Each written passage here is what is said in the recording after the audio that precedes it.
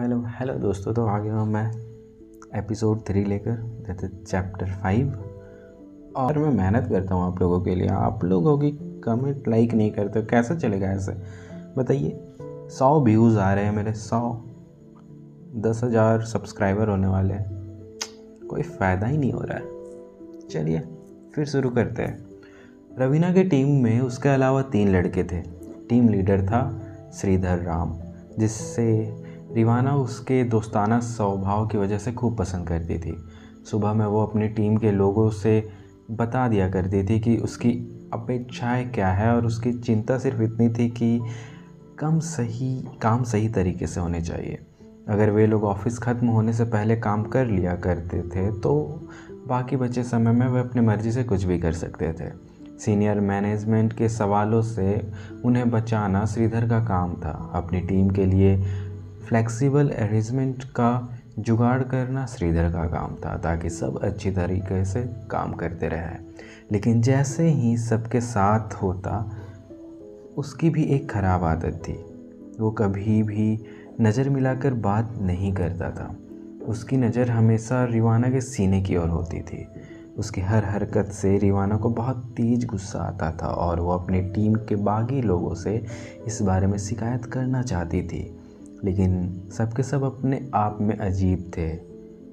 विजय को पॉर्न की लत थी। रिवाना जितनी बार उसके पास किसी भी काम के लिए जाया करती थी, वो झट से अपने कंप्यूटर के विंडो मिनिमाइज़ कर लिया करता था। लेकिन रिवाना जानती थी कि वो गंदे वीडियो देख रहा है, इसलिए रिवाना को उससे डर लगता था और वो हमेशा उससे दूरी बना कर रखती थी। शांतनु अक्सर उसे चोर निगाहों से देखा करता था, लेकिन उसने शायद ही कभी उससे सीधे आकर बात की। और रोहित तो उसे ऐसा देखता था जैसे कपड़ों के होते हुए भी वो खुले बदन खड़ी हो। ऑफिस कैंटीन में अच्छा खाना नहीं मिलता था, और रिवाना जानती थी कि उसे घर से खाना लेकर आना होगा। लेकिन वो कुक के हाथों का खराब खाना बिल्कुल नहीं खाना चाहती थी। उसकी बहन और जीजा को उससे खाने की आदत पड़ गई थी, लेकिन वो नहीं खा पाती थी। दिक्कत ये थी कि कुकिंग में उसकी कोई दिलचस्पी नहीं थी, लेकिन कुकिंग का तो कोई सवाल ही नहीं था। कैंटीन के बासी बर्गर को चबाते हुए वो अक्सर उसे मैसेज के बारे में सोचा करती थी जो उस अजनबी ने भेजा था। कुकिंग सीख लो या फिर रोना सीख लो, ज़रूरत देखो उस आदमी की, कुकिंग मेरी बला से। गुस्से में ही उसने मैसेज पढ़ते ही उसे डिलीट कर दिया था। उसे मालूम था कि अगर ये मैसेज वाले हालात और बिगड़े तो एकांश को बताना ही पड़ेगा। लंच के बाद वो अपने डेस्क पर पहुंची ही थी कि उसने देखा कि 12 लाल गुलाब उसका इंतज़ार कर रहे हैं। उसने गुलाब गिने, 12, उसके जन्म की तारीख। उसने तुरंत एकांश को फ़ोन किया। थैंक यू मिस्टर, आपने तो मुझे चौंका ही दिया। क्या कह रही हो? 12 गुलाब? कौन से 12 गुलाब? रिवाना एक पल के लिए शांत हो गई। उसने गुलाब की ओर देखा और फिर एकांश की आवाज़ सुनाई दी। क्या कह रही हो? एकांश वाकई में शायद कुछ नहीं समझ पा रहा था। ओह नहीं, कुछ नहीं, मैं मजाक कर रही थी। उसे अचानक गुस्सा आने लगा। उसने 1 मिनट तक इधर उधर की बातें की और कॉल रख दिया। इससे पहले कि वो गुलाब अपने डेस्क के दराज में छुपा पाती, उसके टीम लीडर श्रीधर ने देख लिया और पूछ बैठा, अरे तुम्हारा बर्थडे है? वो फिर से उसके सीने की ओर देख रहा था। नहीं, उसने बिना उसकी ओर देखे फूल उठा लिए। फिर बॉयफ्रेंड? रिवाना ने उसके ओर सिर हिलाते हुए एक खुशक सी मुस्कान दी और गुलाब अपने पास लाकर उन्हें ध्यान से देखने लगी। उनकी खुशबू बड़ी तेज थी। उसने पूरा गुच्छा अपने दराज में रख लिया और वापस काम पर लग गई। Hi you there? ऑफिस के मैसेंजर से प्रतीक का मैसेज आया था। रिवाना ने पहले सोचा कि वो जवाब नहीं देगी। वो पहले से ही एक सीरियस रिलेशनशिप में थी और प्रतीक के साथ इस दोस्ती को हवा देने का कोई फ़ायदा नहीं था। क्या पता इस दोस्ती या ढंग से बात करने के प्रतीक प्यार समझ बैठे। फिर एक दूसरे मैसेज आया और फिर जवाब देना ही पड़ा। अगर वो जवाब नहीं देती तो उसे मालूम था कि प्रतीक उसका पीछा करते रहता।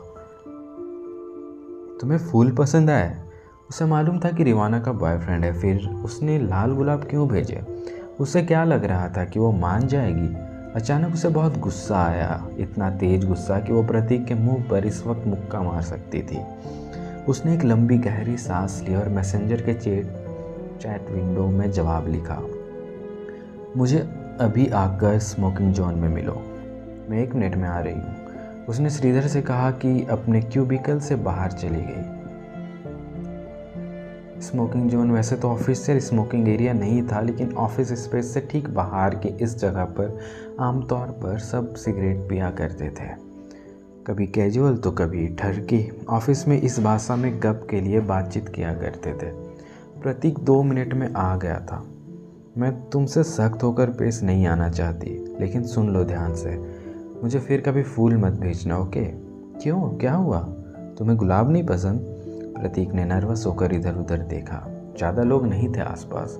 मुझे बहुत सारी चीज़ें पसंद है, लेकिन इसका मतलब ये नहीं कि तुम पूरा का पूरा मॉल मुझे गिफ्ट कर दोगे। गिफ्ट देने में क्या गलत है?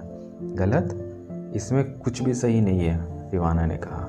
मैंने तुमसे कहा था कि मेरा बॉयफ्रेंड है, तो तुम्हारा बॉयफ्रेंड, इसका मतलब ये तो नहीं कि मैं तुम्हें कुछ गिफ्ट नहीं कर सकता। मैं तुमसे ये तो नहीं कर रहा कि उसे छोड़ दो। मैंने तुम्हें सिर्फ ताज़े खुशबूदार गुलाब के फूल भेजे थे। मुझे ये बिल्कुल अच्छा नहीं लगा, दीवाना ने कहा और वापस अपनी सीट पर चली गई। शाम को प्रतीक ने उसे फिर से ऑफिस मैसेंजर पर पिंग किया। मुझे माफ़ कर दो रिवाना, गुस्सा मत करो। रिवाना उस वक्त एकांत से फ़ोन पर बात कर रही थी। एक बार जब फ़ोन कॉल ख़त्म हो गया तो उसने मैसेज फिर से पढ़ा। उसे मालूम था कि वो प्रतीक के साथ बदतमीजी से पेश नहीं आ सकती। मैं गुस्सा नहीं हूँ, कोई बात नहीं। मुझे खुशी है कि तुम मेरी बात समझ गए। तुम खुश, मैं खुश। ऑफिस के बाद कॉफ़ी? चिटकर रिवाना ने मैसेज से लॉग आउट कर लिया। शाम को ऑफिस के बाहर जाते हुए वो ऑफिस के गेट से के पास रुकी।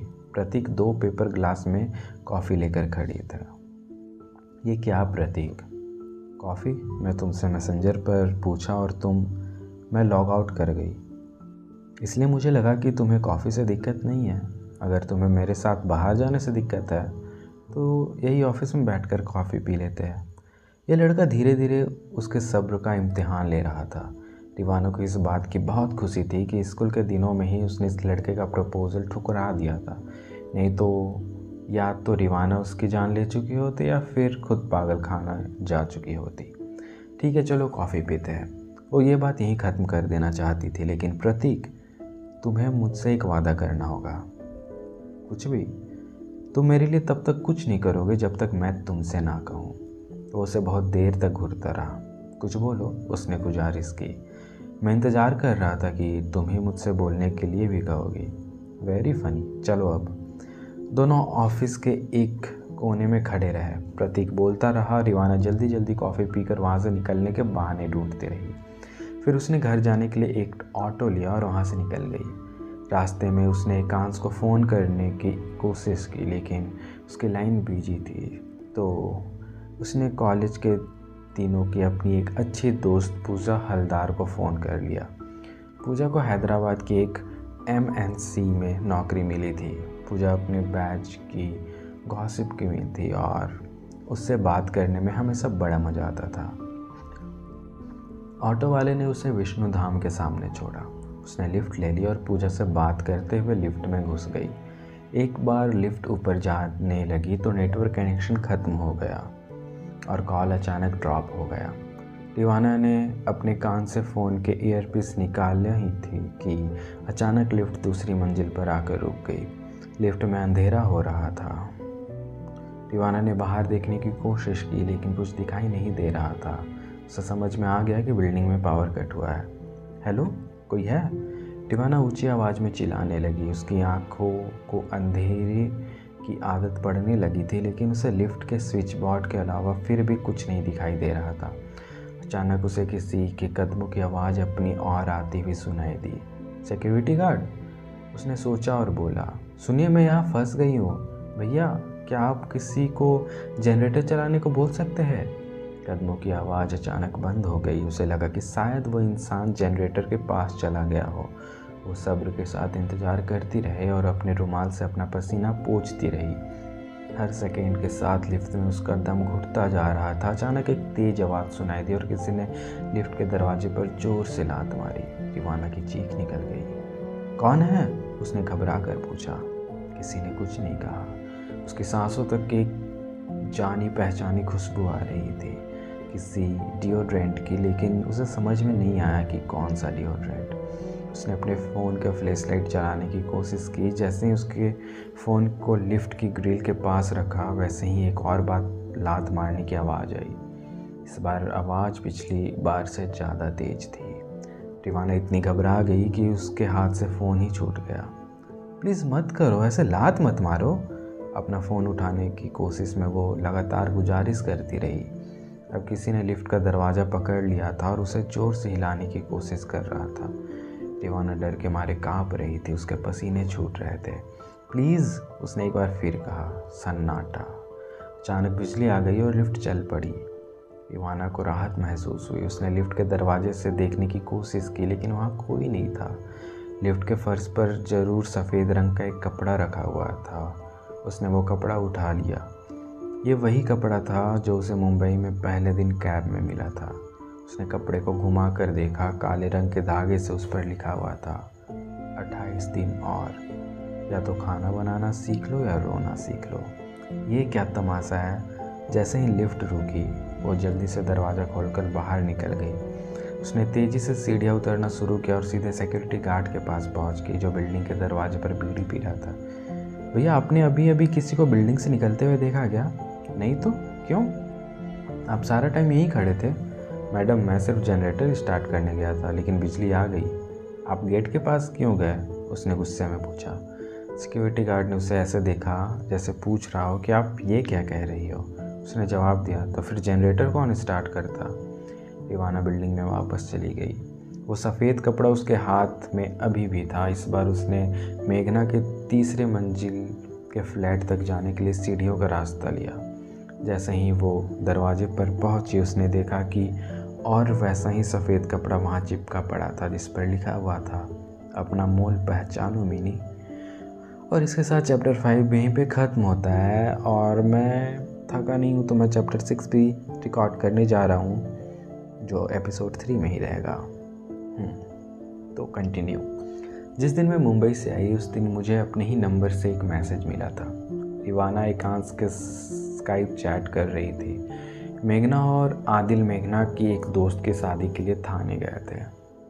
ये सही मौका था कि वो अपने बॉयफ्रेंड से आराम से बात कर पाती। क्या मतलब? कौन हो सकता है?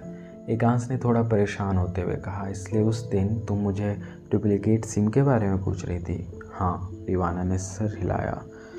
मैसेज में क्या लिखा था?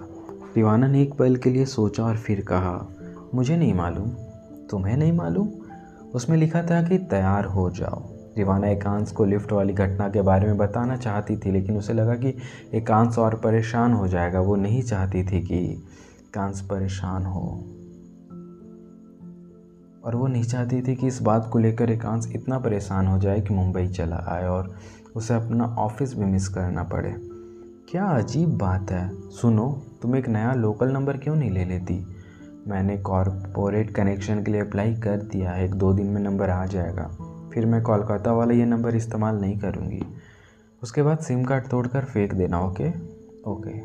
कॉल कट गई, इसलिए एकांश ने दोबारा फ़ोन किया। बाबू, अगर मैं तुम्हारे लिए खाना बनाऊंगी तो तुम्हें अच्छा लगेगा? उसने बच्चों की तरह चेहरा बनाते हुए पूछा। एकांश कैमरे के पास आ गया और उसने कहा, क्या तुम खुद को खुद ही चिकोटी काट सकती हो? उसे मालूम था कि दीवाना किचन में तबाही ही मचाती है। ऊपर से उसे खाना बनाने से भी नफरत है। उसने पूरी ज़िंदगी में अंडे उबालने के अलावा कोई काम नहीं किया होगा, वो भी शायद एक बार। दत्त, सच बोलो ना, क्या तुम्हें अच्छा लगेगा अगर हम लोग साथ हो और मैं तुम्हारे लिए खाना बनाऊं? किस लड़के को ये अच्छा नहीं लगेगा यार? हर औसत हिंदुस्तानी लड़के को अच्छा लगता है। सच में? फिर तुमने ये बात पहले क्यों नहीं बताई? मुझे मालूम है कि तुम कुकिंग से कितना नफरत करती हो। तुम्हें खाना बनाने की कोई ज़रूरत नहीं। क्या? जब हम लोग साथ होंगे तो मैं नहीं चाहूँगा कि तुम किचन में टाइम बर्बाद करो। हम लोग बेडरूम में कुछ ढंग से काम भी तो कर सकते हैं। तुम नहीं सुधरोगे, उसने शर्माते हुए कहा। प्लीज़ ऐसे मत शर्माओ, वरना मेरे लिए अकेला संभलना मुश्किल हो जाएगा। Shut up. रिवाना अब और लाल हो गई। I love you. उसके दिमाग में अभी भी लिफ्ट वाली घटना चल रही थी जिससे वो परेशान थी। वो इस घटना को गंभीरता से समझना चाहती थी, लेकिन फ़िलहाल एकांश उससे यह कह रहा था कि उसके लिए खाना बनाना ज़रूरी नहीं। तो रिवाना मैसेज और मैसेज भेजने वाले के बारे में फ़िलहाल बिल्कुल नहीं सोचना चाहती थी, लेकिन उसने खुद से वादा किया था कि अगर ऐसी ही कोई घटना फिर से होगी तो वह एकांश से सब कुछ सच सच बता देगी। हेलो। एकांश ने हाथ हिलाकर उसकी खामोशी तोड़ने की कोशिश की। रिवाना जवाब देने ही वाली थी कि दरवाजे की घंटी बजी। उसने जल्दी से स्काइप कॉल काट दिया, लैपटॉप स्क्रीन बंद किया और दरवाजे खोलने चली गई। मेघना और आदिल थे। आदिल ने पी रखी थी और दोनों एक दूसरे पर चिल्ला रहे थे। अगर मैंने उससे हाथ मिला ही लिया तो क्या आफत आ गई? तुम्हारी तरह मैं अपने कलीग्स के साथ सो तो नहीं रही हूँ। तुमको क्या लगता है कि मुझे नहीं मालूम? मेघना ने जिस ऊंची आवाज़ में यह बात कही, उस आवाज़ की रिवाना को अब आदत पड़ गई थी। क्या हुआ दी? उसने सूखे हुए गले से पूछा। उसने दोनों को एक दो बार पहले भी लड़ते हुए सुना था, लेकिन पहली बार उसने बीच में कुछ कहा था। तुम इसमें मत पड़ो मीनी। मेघना गरजी और बेडरूम में चली गई। आदिल उसके पीछे पीछे चला गया। रिवाना ने जल्दी से दरवाज़ा बंद कर लिया। बेडरूम के 2 घंटे तक झगड़ा चला। दोनों एक दूसरे को गालियाँ देते रहे, एक दूसरे पर आरोप लगाते रहे। रिवाना को लगा कि दोनों एक दूसरे पर हाथ भी उठा लेंगे, लेकिन शुक्र है कि ऐसा कुछ नहीं हुआ। उस रात वो सो ना सकी और एकांश से मैसेज पर बात करती रही। अरेंज मैरिज में कुछ गड़बड़ हो जाए तो समझ में आता है, लेकिन इन दोनों की लव मैरिज में ऐसी हो रहा है तो सोचकर डर लगता है और घिन आती है। रिवाना ने सोचा। हम कभी झगड़ा नहीं करेंगे, ओके? उसने बेडरूम से झगड़े की आवाज़ कम होने के बाद एकांश को मैसेज किया। हम बिल्कुल झगड़ा नहीं करेंगे। झगड़े तब होते हैं जब दोनों के बीच में समझ का अभाव होता है और दो लोग एक दूसरे के बारे में सोचना बंद कर देते हैं, लेकिन दोनों में से कुछ भी ऐसा हमारे साथ नहीं होगा, एकांश ने जवाब दिया। मैंने मेघना दी और आदिल दा का पूरे परिवार के खिलाफ जाकर प्यार के लिए शादी करते देखा है और अब दोनों हर वक्त लड़ते रहते हैं। दोनों का वो प्यार कहाँ गया जिसकी वजह से उन्होंने फैमिली छोड़ दी थी?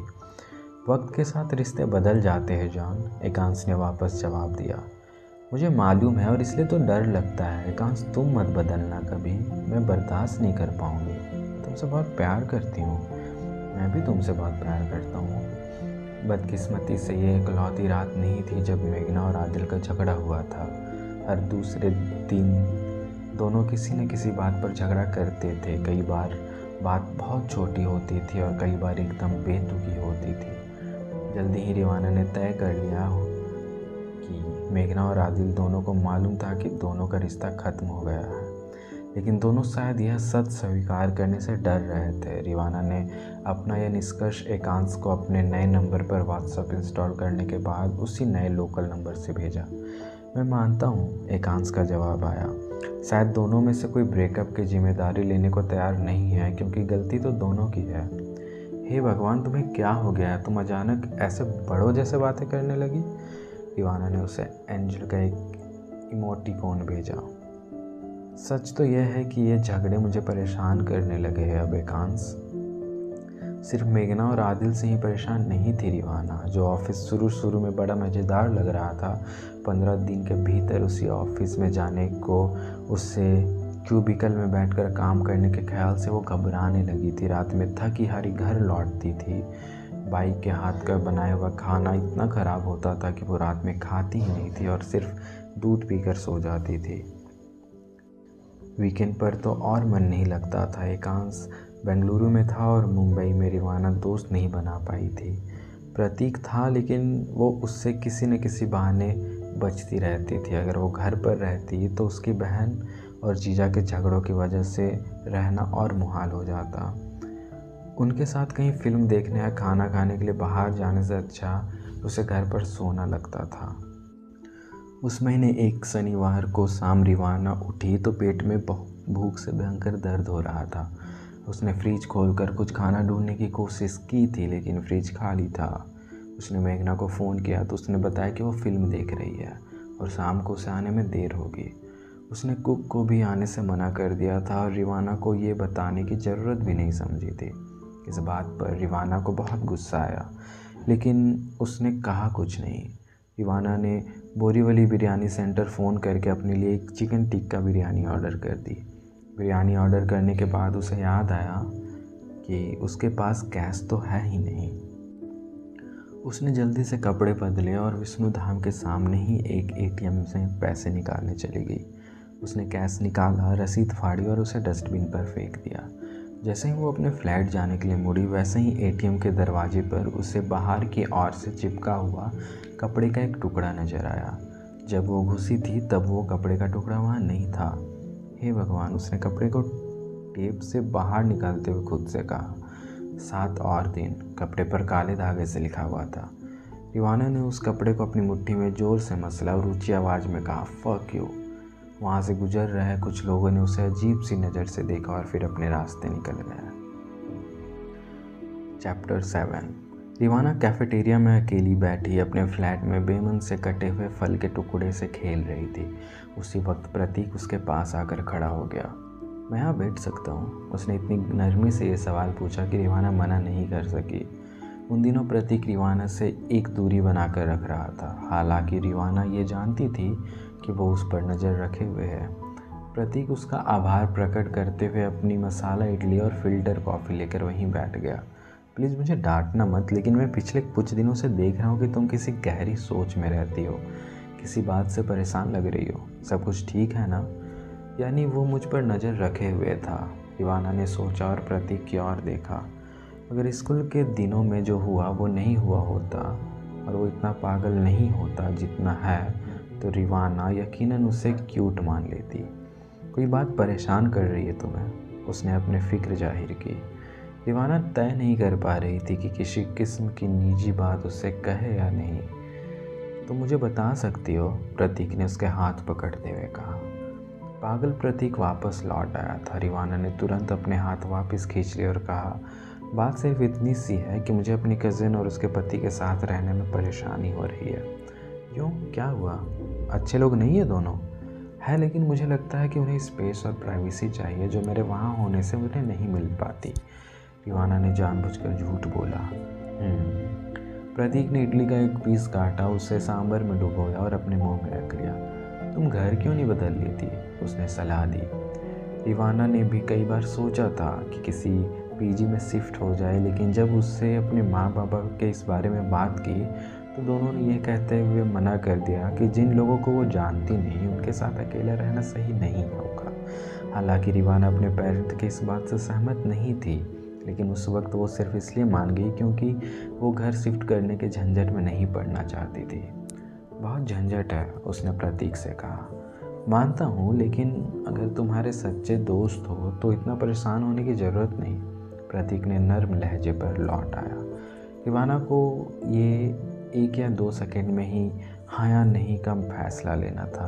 अगर वो हाँ कहती तो प्रतीक उससे कहता कि वो उसकी मदद करेगा, और अगर वो ना कहती तो उसे फिर उसी घर में वापस जाना पड़ता जहाँ उसकी बहन और अजीब से पति के बीच रिश्ते का तनाव झेलना पड़ता। अब वो बहुत झेल चुकी थी। क्या तुम सच में मेरी मदद कर सकते हो? बिल्कुल। तुम्हें सिर्फ इतना करना है कि सुलेखा.com या magicbricks.com पर जाकर रजिस्टर करना है। तुम फेसबुक पेजों पर भी देख सकती हो।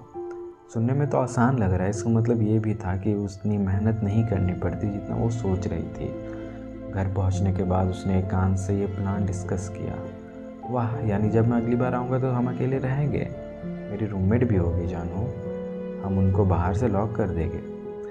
एक बार एकांश की मंजूरी मिल जाने के बाद उसने उन सारी वेबसाइट पर लॉगिन किया जिसके बारे में प्रतीक उसे बताया। उसने अपने ज़रूरतों का ब्यौरा दिया। गोरेगांव और मलाड में उसे 5 घर पसंद भी आए जो उसके घर के पास थे और उसके बजट में भी थे। अगले दिन प्रतीक ने जब उससे पूछा कि उसे कोई जगह पसंद आई तो उसने कहा, कुछ जगह पसंद आई है, मैं इस वीकेंड उन्हें देखने की सोच रही हूँ। बहुत बढ़िया, मैं तुम्हारे साथ चलूँगा, तुम्हें इस तरह अकेले नहीं जाना चाहिए। रिवाना ने ना नहीं कहा क्योंकि वो वाकई ऐसी जगहों पर अकेले नहीं जाना चाहती थी और इस बात पर उम्मीद लगाए बैठी थी कि प्रतीक सच में उसकी मदद के लिए आगे आएगा। उसने शुक्रगुजारी की एक मुस्कान प्रतीक को दी। संडे की शाम तक उसने तय कर लिया था कि वह मलाड से साईं बाबा अपार्टमेंट में शिफ्ट कर जाएगी। एजेंट ने उसे बताया कि उसे 2 और लड़कियों के साथ एक पूरा फर्निश्ड फ्लैट शेयर करना होगा। जब उसने मेघना को शिफ्ट करने के अपने इरादे के बारे में बताया तो मेघना ने नहीं पूछा कि वो क्यों जा रही है, बल्कि उसने रिवाना से माफ़ी मांगी। ऐसे माफ़ी मत मांगिए मेघना दी, आपने मुझे इतने दिन यहाँ रहने दिया, मुझे आपको थैंक यू बोलना चाहिए।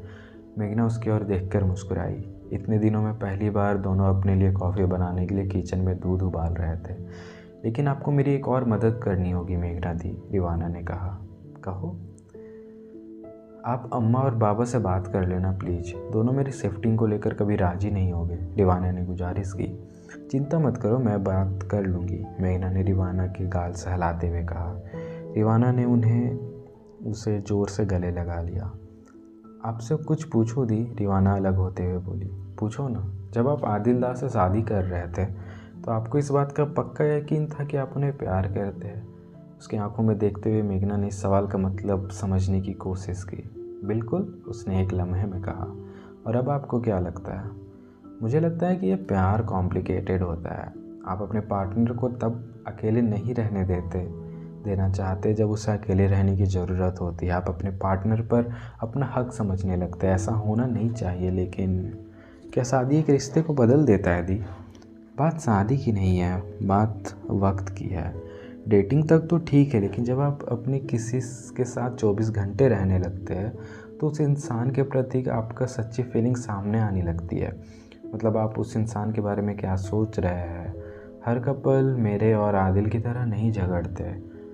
और फिर जब हमारी शादी हुई थी तब हम बहुत कम उम्र के थे। उस वक्त सब कुछ एक जादुई कालीन सा था, लेकिन अब एक गंदे डोरमेट से ज़्यादा कुछ भी नहीं।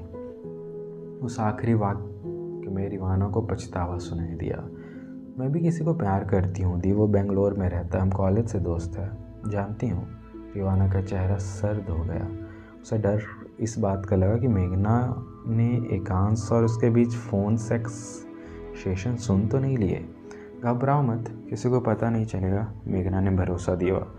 रिवाना अजीब सी घबराई हुई मुस्कान दी। तो क्या तुम दोनों शादी करना चाहते हो? मेघना ने 2 कप में उबालता हुआ दूध डालकर उसे कॉफ़ी पाउडर में मिलाना शुरू किया। हाँ, लेकिन अभी नहीं। मुझे हमेशा डर लगा रहता है कि हम दोनों शादी कर ले तो कहीं कुछ गड़बड़ ना हो जाए। इस तरह किसी पर इमोशनल डिपेंडेंट रहना सही नहीं है ना दी? क्यों नहीं? दोनों अगर सच्चे में एक दूसरे को बहुत प्यार करते हो तो क्यों नहीं? मेघना ने चम्मच से कॉफ़ी मिलाते हुए कहा। अगले संडे को रिवाना को मलाड वेस्ट के अपने 2 बेडरूम फ्लैट में शिफ्ट करना था। हालांकि प्रतीक ने कहा कि वो मदद करने को तैयार है। रिवाना ने ये कहते हुए मना कर दिया कि उसके पास बहुत सामान नहीं है। आदिल उसे फ्लैट तक अपने गाड़ी में छोड़ आया। दोनों पहली बार इस तरह अकेले थे। विष्णुधाम में रहते हुए उसने आदिल से कभी मेघना के बिना बात की नहीं थी। आदिल वैसा इंसान लगा जैसे जो जल्दी से किसी से खुलता नहीं था। वो वाकई में समझ नहीं आया कि वो किस तरह का इंसान था। लिफ्ट में मेंटेनेंस का काम चल रहा था। फ्लैट 2nd फ्लोर पर था, इसलिए ऊपर चढ़ना बहुत मुश्किल नहीं था। उसने अपने नए फ्लैट की घंटी बजाई और बाहर इंतज़ार किया। किसी ने दरवाज़ा खोला और एकदम संजीदा चेहरे के साथ कहा, वेलकम मिनी। रिवाना इसके लिए बिल्कुल तैयार नहीं थी। तो दोस्तों, चैप्टर 7 यहीं पे ख़त्म होता है। जल्दी चैप्टर 8, 9, 10 आई थिंक ला सकता हूँ। एक एपिसोड में 3 चैप्टर, 30 मिनट होने वाले रिकॉर्डिंग के। तो बस लास्ट वाक्य मैं ये कहना चाहूँगा कि यार प्लीज़ लाइक कर देना, कमेंट कर देना। भाई उसी का भूखा हूँ मैं और किसी चीज़ का भूखा नहीं हूँ। मैं भूखा हूँ आप लोगों के फीडबैक का, मैं भूखा हूँ आप लोगों के तारीफ़ का। हाँ, तारीफ़ का भूखा हूँ। वैसे ख़राब अगर कहीं लग रहा हो तो आप बता सकते हो, फीडबैक में आ जाएगा वो, बट मैं तारीफ़ का भूखा हूँ। और तो कुछ नहीं चाहिए आप लोगों से। एंड मेरे इंस्टाग्राम लिंक, स्नैपचैट सब डिस्क्रिप्शन में है। बाकी बाय बाय, टेक केयर, मिलते हैं नेक्स्ट एपिसोड में।